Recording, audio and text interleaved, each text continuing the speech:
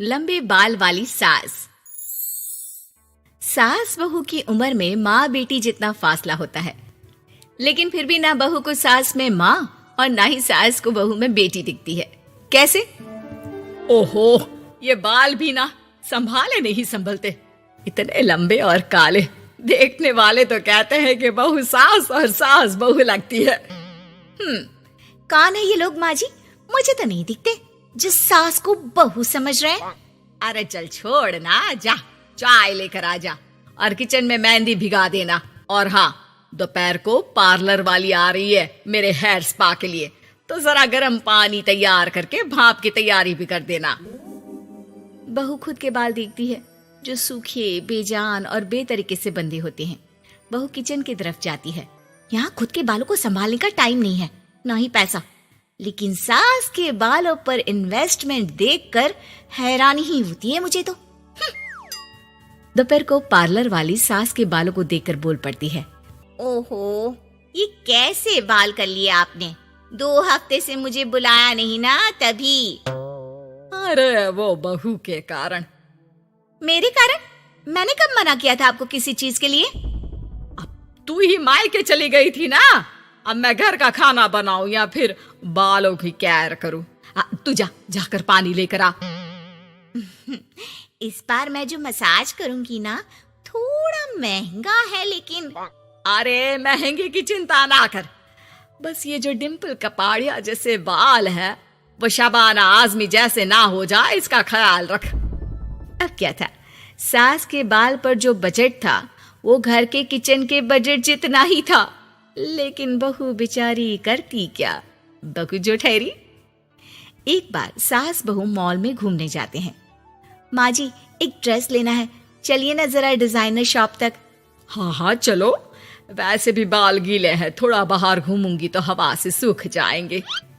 सास बहू दोनों मॉल में घूम रही होती है। सासू माँ, वो रहा मेरा स्टोर।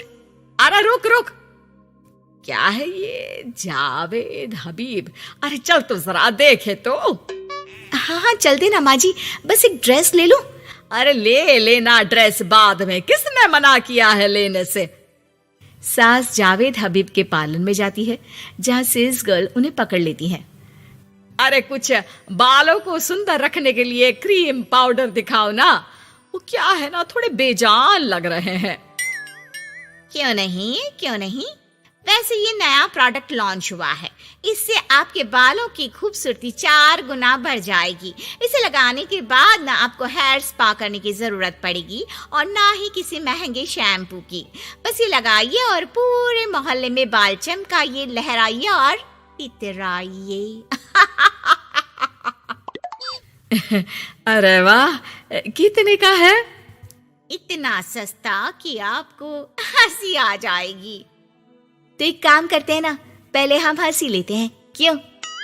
ये जरूर आपकी बहू होगी, है ना? कैसे पता? अरे भला कौन सी बहू चाहेगी कि सास के बाल सुंदर दिखे? मुझे नहीं लगता कि आप ये प्रोडक्ट ले पाएंगी। एक काम करिए, फिर कभी आइएगा।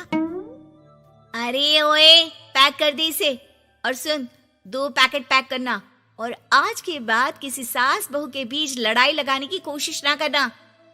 सेल्स गर्ल मुस्कुराकर साथ खड़ी दोस्तों को देखती है और सामान पैक कर देती है। उन लोगों के जाने के बाद, देखा मैंने कैसे खेल खेला? बहू मानती तो मुसीबत, और ना मानती तो भी मुसीबत। वहीं सामान लेकर सास भी खुश बाहर निकलकर बहू से कहती है, अरे वाह बहू, अब देखना मेरे बाल ना और ज्यादा सुंदर हो जाएंगे। अब तो लोग मुझे देखकर जलने लगेंगे। वैसे जलन से याद आया, तुझे भी तो ड्रेस लेनी थी ना, चल ले लेते हैं। रहने दीजिए, पैसे किसके पास है जो ड्रेस ले लूं? आप तो अपने बाल लहरा लहरा कर इतराइए। मैं कोई पुरानी ड्रेस ही पहन लूंगी। चलो वो भी ठीक है बहू, देख हमेशा ना फालतू खर्चे से बचना चाहिए। मैं बिल्कुल फेवर में नहीं थी तेरी नई ड्रेस के लिए, फिर भी तुझे मना नहीं कर पा रही थी। बहू के तो मन में आता है कि सास की इस बात के बाद वो उन्हें इतना अच्छा करारा जवाब दे, लेकिन चुप हो जाती है।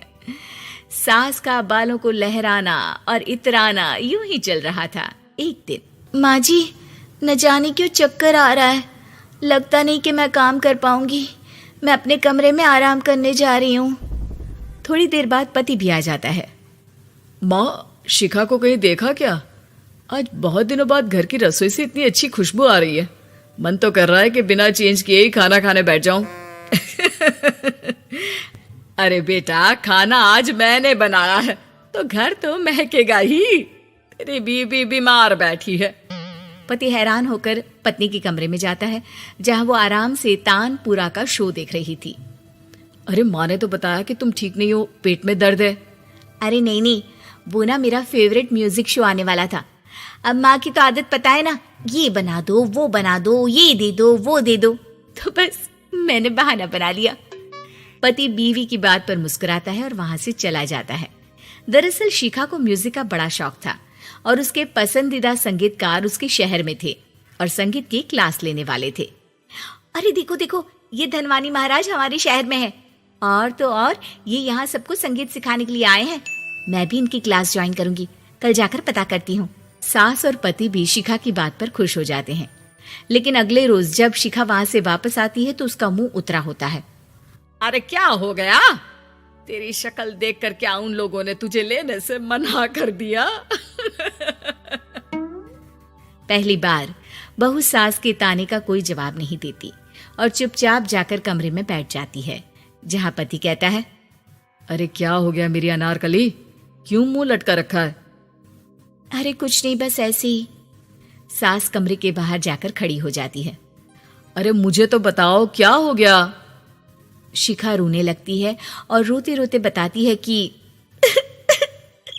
वो लोग 1 लाख रुपए में कोर्स करा रहे, मैं इतने पैसे कहाँ से लाऊं? पति भी चुप हो जाता है, क्योंकि वो जानता है कि इतने पैसे का तो वो भी इंतजाम नहीं कर पाएगा। देखिए ना, कैसे अपनी कला को बेच रहे हैं, लेकिन गलत भी क्या है, नामी गिरामी है। अरे कोई बात नहीं शिखा, मैं कोशिश करता हूँ किसी से उधार लेने की। जब कोर्स करके तुम खुद की क्लास खोलना, उससे जो पैसे आएंगे उससे फीस भर देना। पति कई लोगों से बात करता है, लेकिन उसे कहीं से पैसे नहीं मिलते। शाम को मुंह लटकाकर पति घर आता है। मैंने काफी कोशिश की, लेकिन कहीं इंतजाम नहीं हुआ। अरे कोई बात नहीं, मैं भी ना क्या करूंगी म्यूजिक सीखकर।